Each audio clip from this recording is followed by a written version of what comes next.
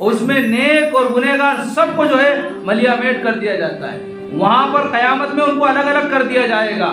یہ عذاب ہیں جو قیامت سے پہلے آئیں گے.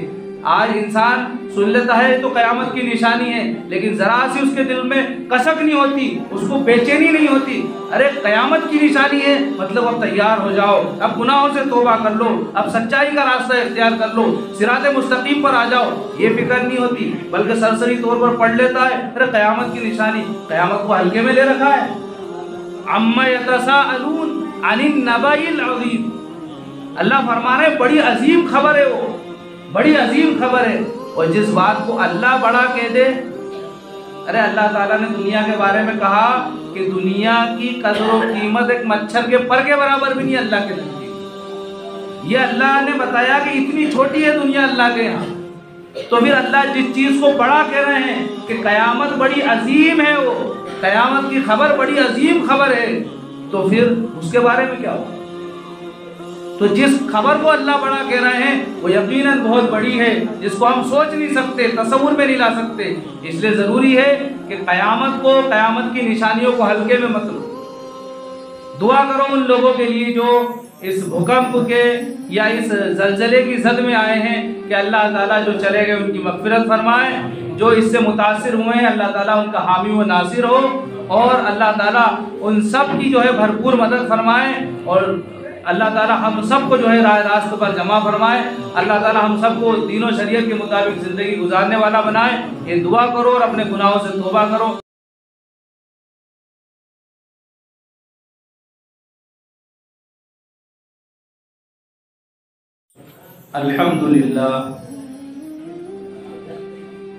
الحمدللہ وکفا وسلام علی عبادہ الذین اصطفى.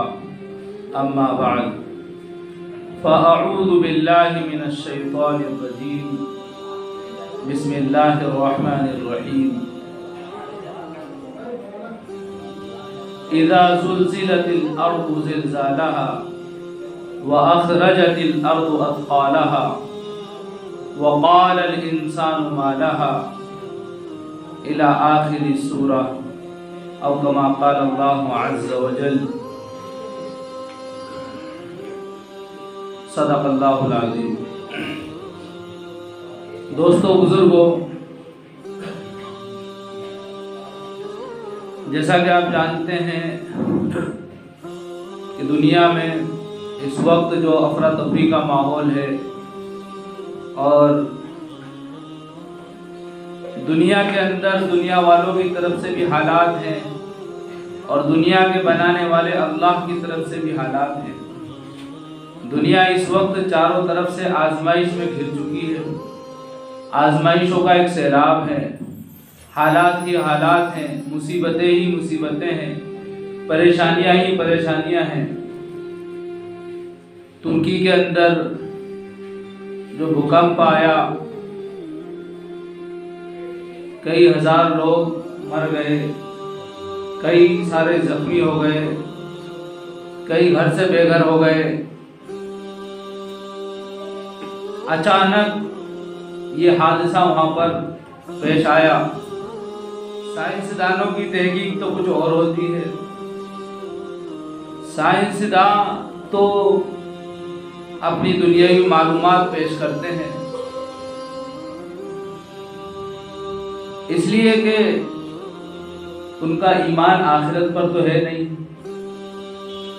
تو وہ دنیا کے تجربات، دنیا کی تحقیقات سامنے بیان کرتے ہیں کہ زمین گول گھوم رہی ہے، اور زمین کے اندر جو اللہ نے 7 پلیٹیں رکھی ہیں، جس طرح 7 آسمان ہیں اسی طرح 7 زمینیں ہیں. لیکن آسمانوں اور زمینوں کے اندر فرق ہے. آسمان کے اندر بیچ میں خلا ہے، اور زمین میں خلا نہیں ہے، بلکہ زمین تہ بتہ چپکی ہوئی ہے. اس طرح ہم کھودتے ہیں، اوپر تو مٹی نکلتی ہے، نیچے پھر جو ہے مرب نکلتا ہے، پھر نیچے جا کے اور دوسری قسم کا گارا نکلتا ہے. تو جیسے جیسے نیچے جاتے جائیں گے آپ، اس کا جو ہے کلر بدلتا جائے گا، وہ دھات بدلتی جائے گی. تو زمین کیا ہے؟ چپکی ہوئی ہے، ساتوں زمین کو اللہ نے تہ بتہ جو ہے بنایا ہے، اور آسمان کے بیچ میں جو ہے کھلا ہے، ایک آسمان اس کے بعد جو دوسرا آسمان ہے، بیچ میں خالی جگہ ہے۔ تو کہا کہ دنیا کے یہ جو زمین کی جو پلیٹیں ہیں، دنیا میں جو زمین کی پلیٹیں ہیں جو ایک دوسرے سے چپکی ہوئی ہیں، یہ گھومتی رہتی ہے۔ جب یہ دو پلیٹیں آپس میں ٹکرا جاتی ہیں تو پھٹ جاتی ہیں، اور اس سے بھوکمپ آتا ہے، زلزلہ آتا ہے، بستیاں علاقے جو ہے زمین میں دھس جاتے ہیں۔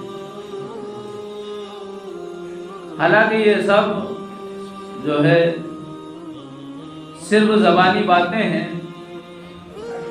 حقیقت یہ ہے کہ جو اللہ تعالیٰ نے قرآن میں فرما دیا یا نبی اکرم صلی اللہ علیہ وسلم نے احادیث میں بیان کر دیا، وہ حقیقت ہے۔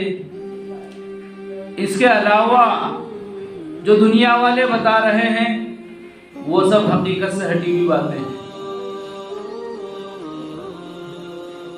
اللہ تعالیٰ نے پوری دنیا کا نظام اس طرح بنایا ہے کہ انسان کو موقع بہ موقع اللہ کی یاد آتی رہے۔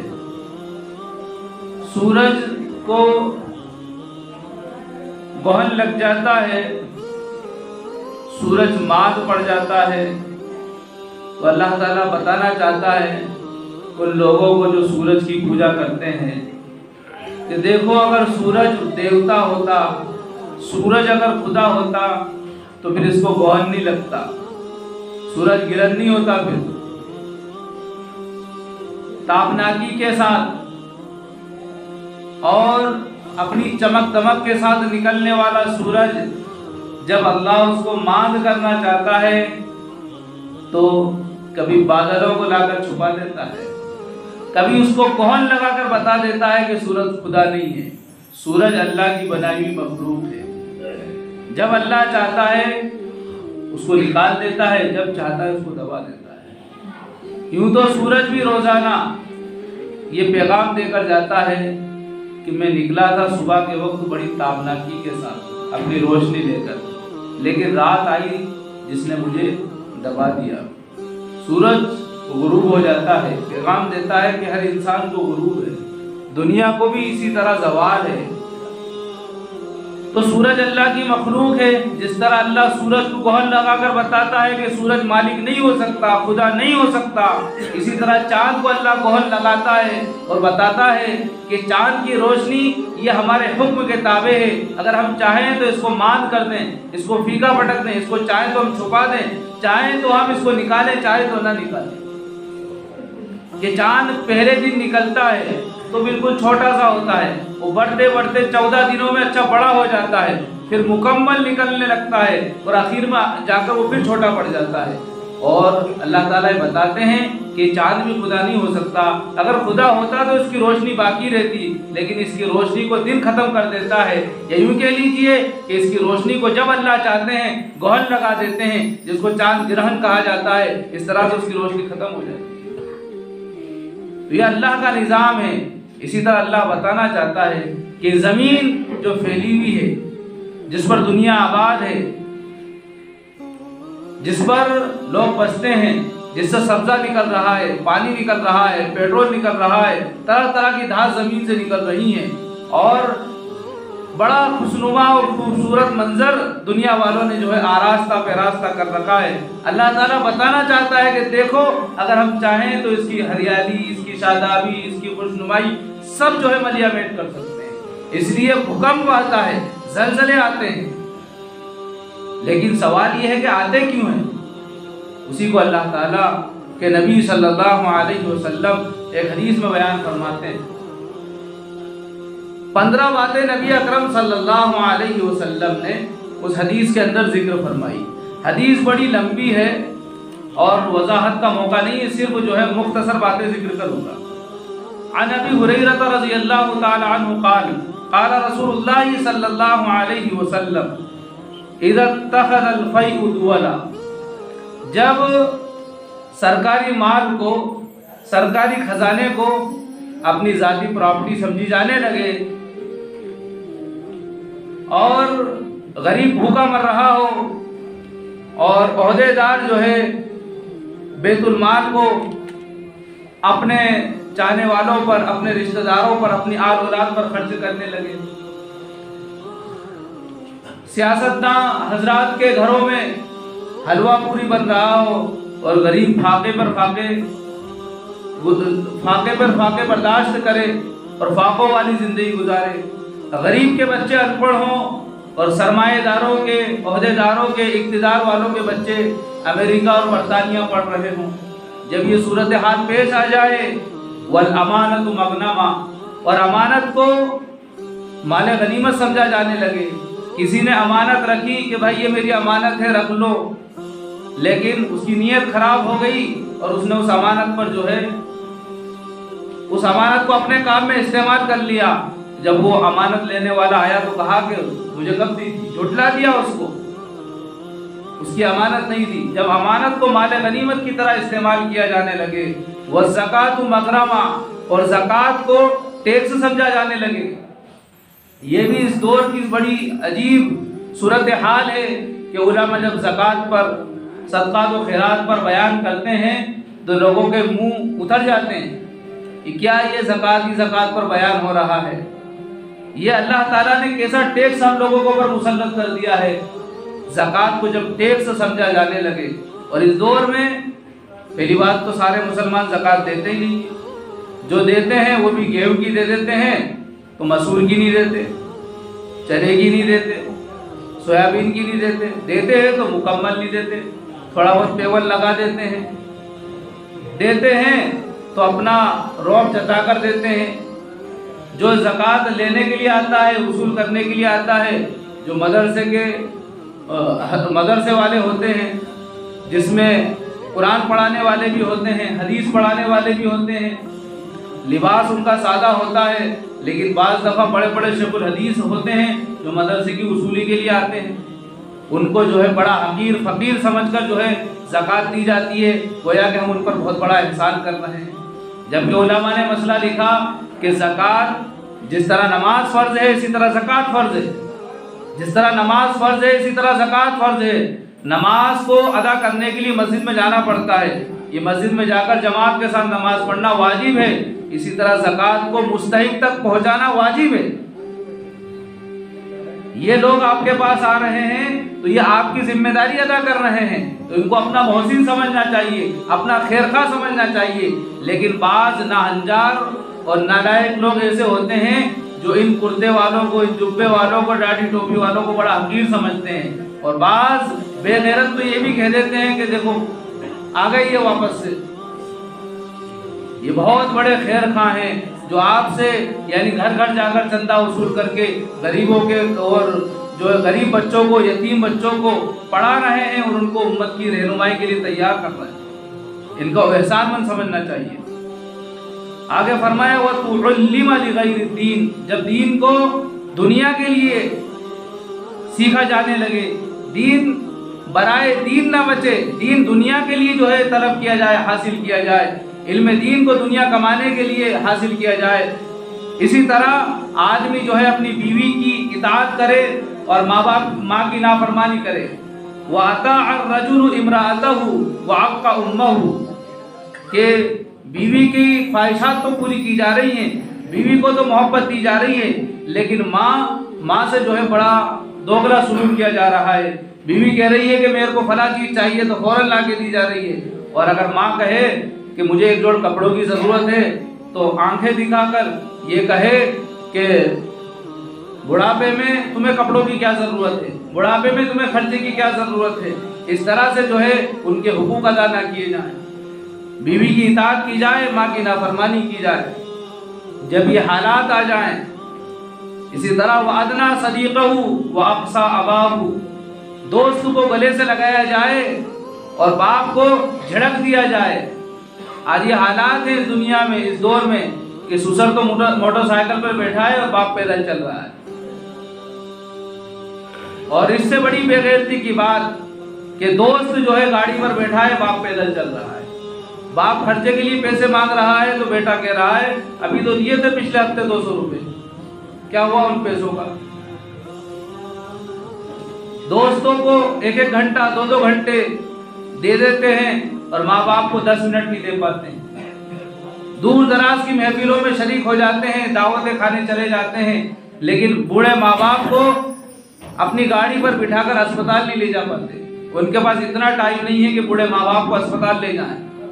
और दोस्तों के लिए दिन दिन भर लगा देते हैं, दोस्तों की महफिलों में, मजलिसों में, रात रात भर रज़्ज़ाक़ा करते हुए गुजार देते हैं, दूसरों की खिदमतें करते हैं, दोस्तों का साथ देते हैं, लेकिन माँ बाप को ठुकरा देते हैं। जब ऐसे हालात आ जाएं, वज़हरतिल अस्वातु फिल मसाजिद, और मस्जिदों में शोर शराबा होने लगे, जरा सी बात पर जो है आस्तीनें चढ़ जाएं, गिरेबान पकड़ लिए जाएं, आवाज़ें बुलंद हो जाएं। जब ऐसे हालात आ जाए, हर जगह का मामला है, हर जगह का माहौल है।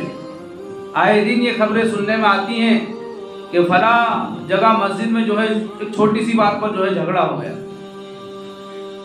तो जब मस्जिदों में शोर शराबा होने लगे, वसादल कबीलतु फासिकुहुम, और कौम के सरदार, कबीले के सरदार फासिक हों, गुनहगार हों, जिनको सूरह फातिहा सही याद नहीं हो, जिनको पेशाब करने का सही तरीका याद नहीं हो, जिनको दीन की मोटी मोटी बातें पता नहीं हो, और वो कौम के सरदार बन जाए।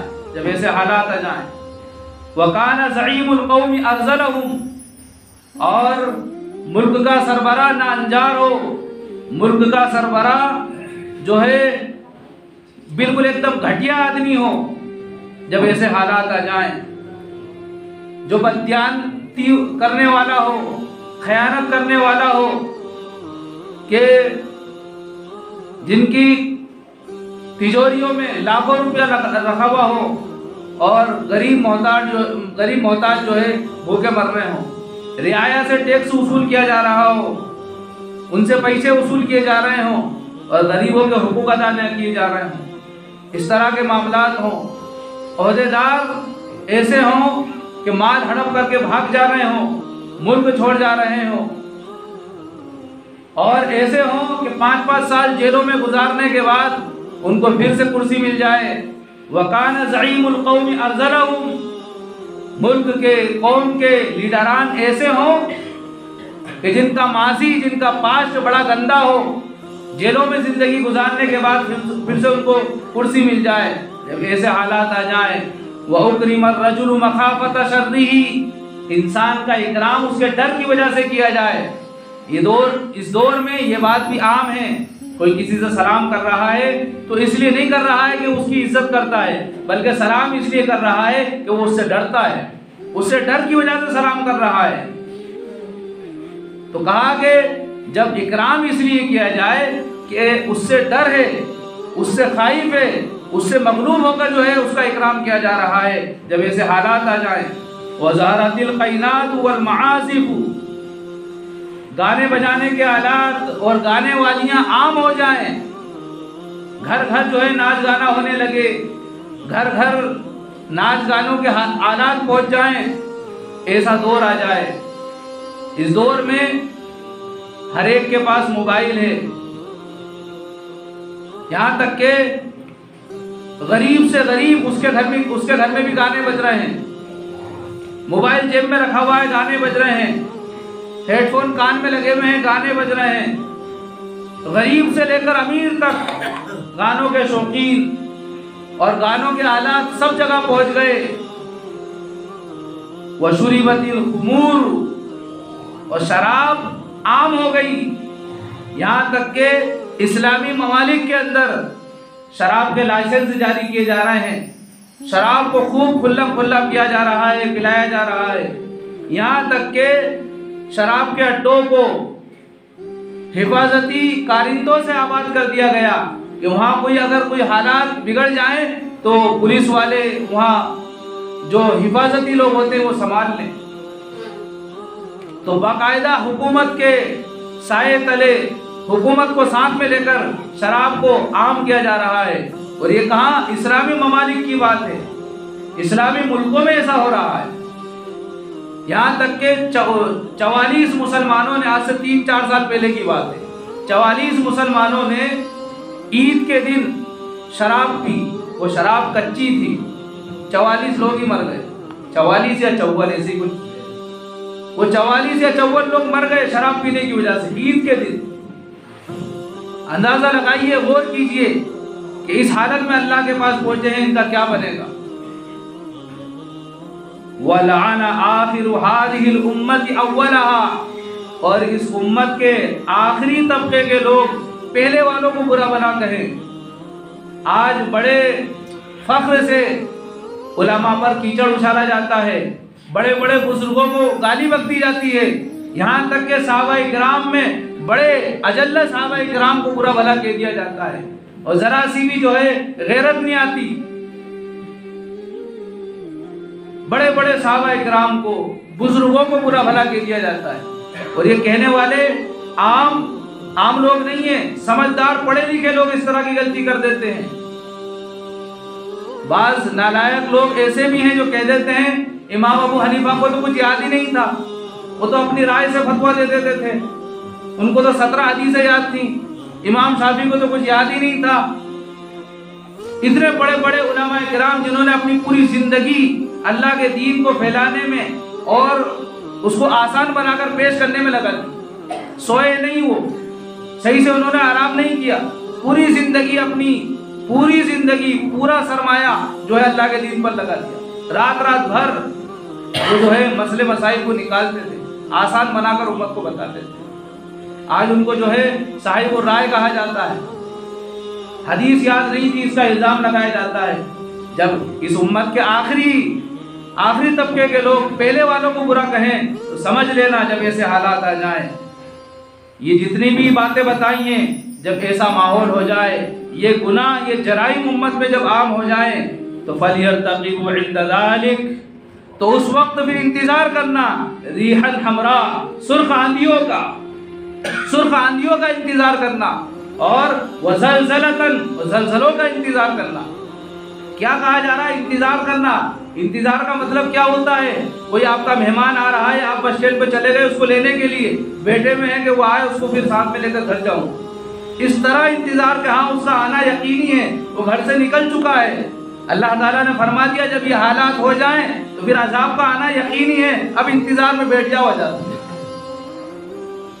سرخ آندھیاں چلیں گی اور پھر زلزلے آئیں گے، زمین پھٹے گی، لوگ اس میں دھسیں گے، پانی کا سیلاب آئے گا، وَخَسْفًا، زمین میں دھسا دیا جائے گا، وَمَسْخًا، شکل صورت کو بگاڑ دیا جائے گا۔ یہ پہلے کے زمانے میں ایسا ہوا ہے۔ بنی اسرائیل سے کہا کہ سنیچر کے دن مچھلی مت پکڑنا، انہوں نے ہیلے بہانوں سے کام لیا کہ وہ جال لگا کر آ جاتے تھے اور پھر اتوار کے دن نکال لیا کرتے تھے، گڈھے کھود کے آ جاتے تھے کہ مچھلیاں اس میں رک جائیں گی اور پھر دوسرے دن جا کے نکال لیتے تھے، ہیلے سے کام لیا تو اللہ تعالیٰ نے ان لوگوں کو بندر بنا دیا، اللہ تعالیٰ نے ان کو۔ تو اب صورتیں تو مست نہیں ہو رہی ہیں، لیکن جو لوگ ان جرائم میں مبتلا ہیں ان کی شکلیں تو بندروں کی نہیں ہیں، لیکن ان پر اثرات پورے بندروں کے ہیں، پورے جانوروں جیسی حرکتیں ان کی۔ آپ ایسے لوگوں کے ساتھ اٹھ بیٹھ کر دیکھ لیجیے، جو ان گناہوں میں مبتلا ہیں ان کی حرکتیں پوری بندروں کی، پوری جانوروں جیسی حرکتیں، اور بعض لوگوں کی صورت تو واقعی حقیقت میں بندر جیسی لگتی ہے۔ بچنا چاہیے۔ وَقَذْفًا، اور پھر انتظار کرو، قریب ہے کہ اللہ پتھروں کی بارش کر دے۔ وَآيَاتٍ تَتَابَعُ كَنِظَامٍ بَالٍ قُطِعَ سِلْكُهُ فَتَتَابَعَ، پھر جب ایسے حالات ہوں گے تو جس طرح ہار کے اندر سے دھاگا ٹوٹ جاتا ہے تو ایک موتی نہیں گرے گا، سارے موتی نیچے گر جائیں گے، اس طرح سے موتیوں کی لڑی کی طرح جب یہ گناہ عام ہو جائیں تو جس طرح ہار میں سے دانے ایک کے بعد ایک گرتے ہیں، ایک کے بعد ایسے حالات آئیں گے، ایسی مصیبتیں آئیں گی، پریشانیاں آئیں گی، اور اس طرح سے لوگوں کو جو ہے عذاب کی چکی میں پیس دیا جائے۔ ضروری ہے کہ گناہوں سے توبہ کریں۔ ترکی کے اندر جو حالات آئے اللہ ہی جانتا ہے کیوں آئے ہیں، اچھا گمان رکھنا چاہیے انسان کو، لیکن نبی اکرم صلی اللہ علیہ وسلم نے فرمایا، یہ ترمذی شریف کی حدیث ہے، وہ بڑی مشہور حدیث ہے، اس حدیث میں 15 گناہ بتائے ہیں کہ جب یہ ہوں گے تو اللہ کی طرف سے پھر عذاب آئے گا۔ تو آج امت میں یہ سارے گناہ ہو رہے ہیں، سارے گناہ ہو رہے ہیں، اس لیے اللہ کی طرف سے عذاب آ رہا ہے۔ آج وہاں پر عذاب آیا، کبھی کشمیر میں عذاب آیا، تو کہیں نیپال میں عذاب آیا، تو کہیں جگہ جگہ عذاب آ رہے ہیں، زمینیں پھٹ رہی ہیں۔ یہ سب گناہوں کی سزا ہے۔ اس لیے بھائیوں، بزرگوں، دوستوں، یہ غفلت میں مت رہو، اس بے فکری میں مت رہو کہ ہمارے یہاں تو کبھی عذاب نہیں آیا اور ہم نے عذاب دیکھا نہیں تو آئے گا نہیں۔ جب گناہ بڑھ جاتے ہیں اور اللہ کی نافرمانی بڑھ جاتی ہے، بے حیائی بڑھ جاتی ہے، سود کا بازار گرم ہو جاتا ہے، تو پھر اللہ تعالیٰ کی طرف سے عذاب آتا ہے اور یقینی طور پر آتا ہے۔ اس میں نیک اور گنہگار سب کو جو ہے ملیا میٹ کر دیا جاتا ہے۔ وہاں پر قیامت میں ان کو الگ الگ کر دیا جائے گا۔ یہ عذاب ہیں جو قیامت سے پہلے آئیں گے۔ آج انسان سن لیتا ہے تو قیامت کی نشانی ہے، لیکن ذرا سی اس کے دل میں کسک نہیں ہوتی، اس کو بے چینی نہیں ہوتی۔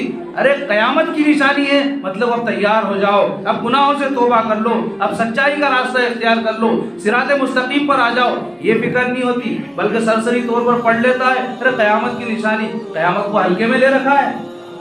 عما یتساءلون عن النبأ العظیم، اللہ فرما رہے ہیں بڑی عظیم خبر ہے، وہ بڑی عظیم خبر ہے۔ اور جس بات کو اللہ بڑا کہہ دے، ارے اللہ تعالیٰ نے دنیا کے بارے میں کہا کہ دنیا کی قدر و قیمت ایک مچھر کے پر کے برابر بھی نہیں اللہ کے نزدیک۔ یہ اللہ نے بتایا کہ اتنی چھوٹی ہے دنیا اللہ کے یہاں، تو پھر اللہ جس چیز کو بڑا کہہ رہے ہیں کہ قیامت بڑی عظیم ہے، وہ قیامت کی خبر بڑی عظیم خبر ہے، تو پھر اس کے بارے میں کیا ہوگا؟ تو جس خبر کو اللہ بڑا کہہ رہے ہیں وہ یقیناً بہت بڑی ہے، جس کو ہم سوچ نہیں سکتے، تصور میں نہیں لا سکتے۔ اس لیے ضروری ہے کہ قیامت کی نشانیوں کو ہلکے میں مت لو۔ دعا کرو ان لوگوں کے لیے جو اس بھوکمپ کے یا اس زلزلے کی زد میں آئے ہیں کہ اللہ تعالیٰ جو چلے گئے ان کی مغفرت فرمائے، جو اس سے متاثر ہوئے ہیں اللہ تعالیٰ ان کا حامی و ناصر ہو، اور اللہ تعالیٰ ان سب کی جو ہے بھرپور مدد فرمائے، اور اللہ تعالیٰ ہم سب کو جو ہے راہ راست پر جمع فرمائے۔ اللہ تعالیٰ ہم سب کو دین و شریعت کے مطابق زندگی گزارنے والا بنائے۔ یہ دعا کرو اور اپنے گناہوں سے توبہ کرو۔ پتہ نہیں اللہ کی طرف سے کب جو ہے دنیا کی تباہی کا فیصلہ ہو جائے، کب اللہ تعالیٰ قیامت کو برپا کر دے، یہ اللہ جانتا ہے، کوئی دعویٰ نہیں کر سکتا اس بارے میں۔ تو ضروری ہے کہ توبہ کریں، آج سے ابھی سے توبہ کریں اور اپنی زندگی کو صحیح رخ پر لانے کی فکر کریں۔ اللہ تعالیٰ ہم سب کو عمل کرنے کی توفیق عطا فرمائے۔ آمین۔ وآخر دعوانا ان الحمد للہ۔